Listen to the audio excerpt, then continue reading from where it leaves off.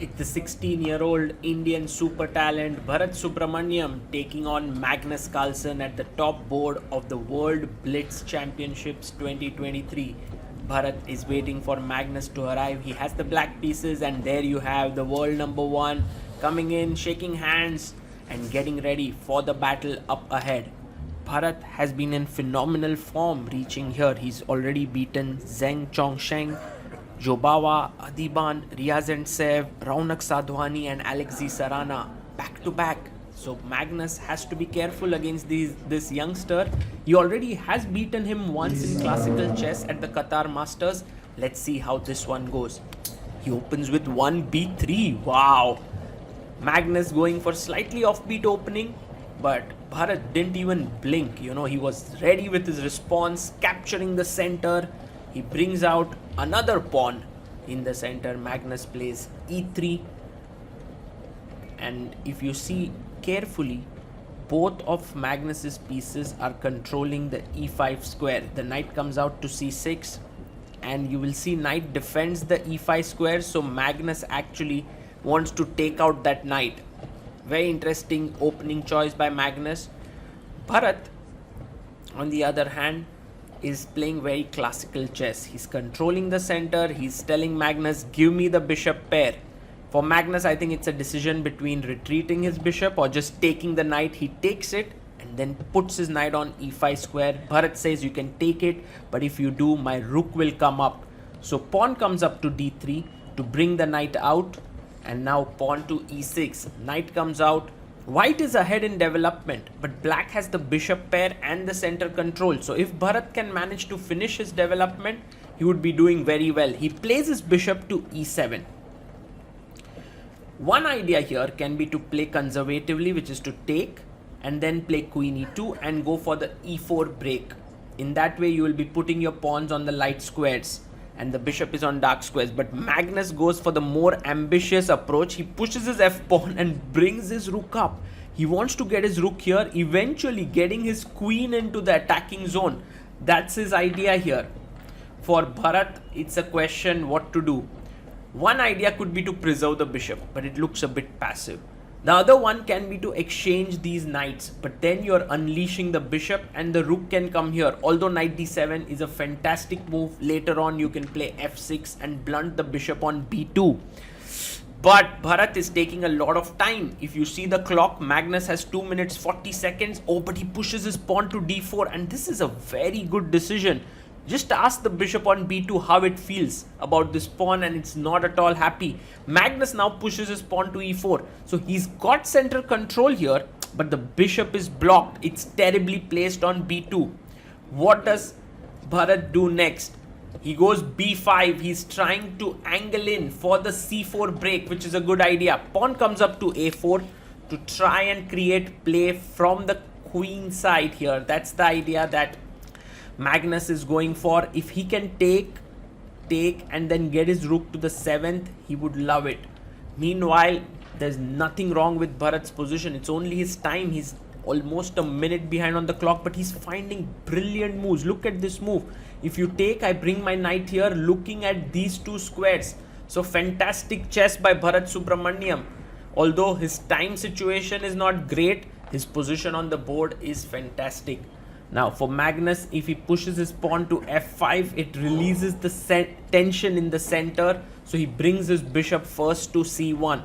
One of the things that we've always learned from Magnus is that you never let any of your pieces be in bad positions.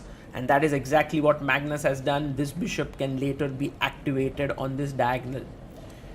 Bharath has to decide what's the next plan he's coming up with.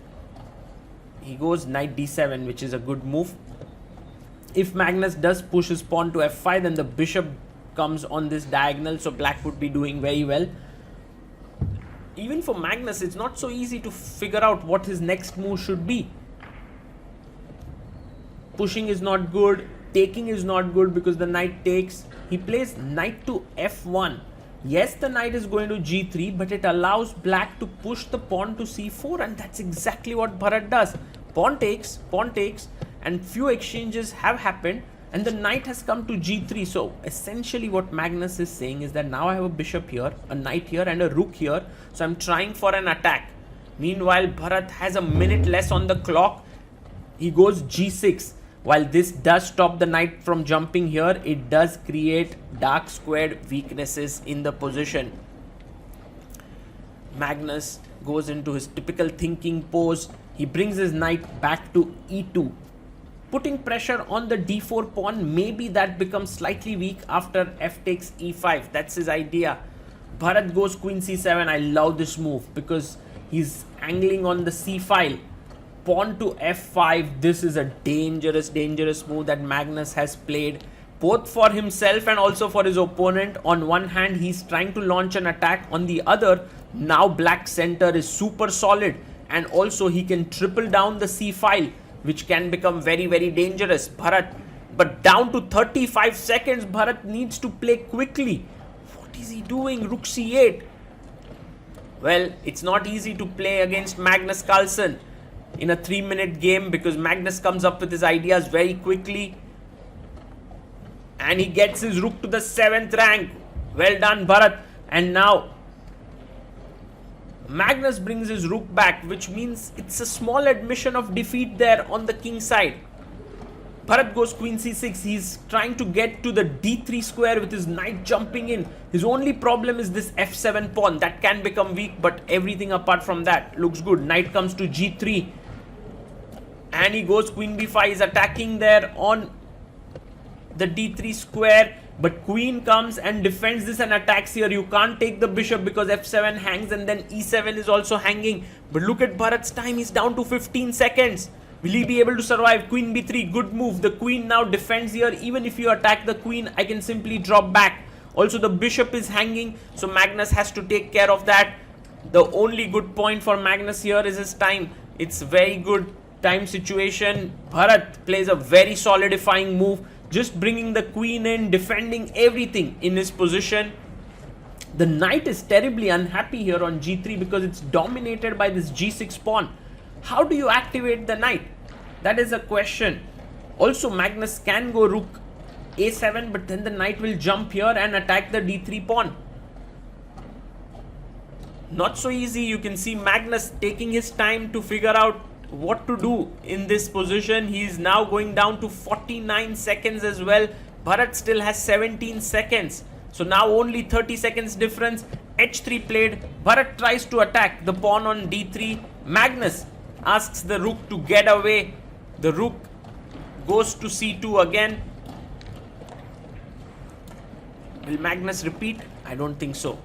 He goes king h1. This is a nice move. The knight can go to g1 to f3. The knight would love to be on the f3 square. Meanwhile, Bharath down to 8 seconds.